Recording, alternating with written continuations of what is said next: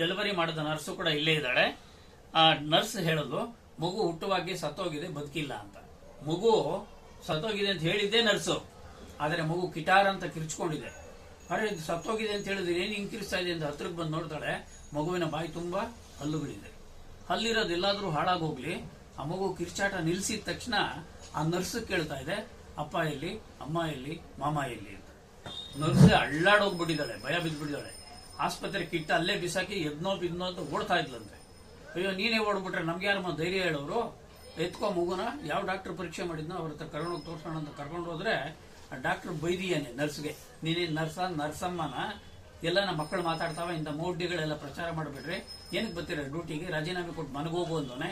ರಾಜೀನಾಮೆ ಎಡಗೈಯಲ್ಲಿ ಬರೋದು ಬಿಸಾಕ್ಬಿಟ್ಟು ಹೋಗ್ತೀನಿ, ಮಗುನ್ ಮೊದಲು ಪರೀಕ್ಷೆ ಮಾಡ್ರಿ ಅಂತ ಡಾಕ್ಟರ್ಗೆ ಅವಳು ಧಮಕಿ ಹಾಕಿದ್ದಾಳೆ.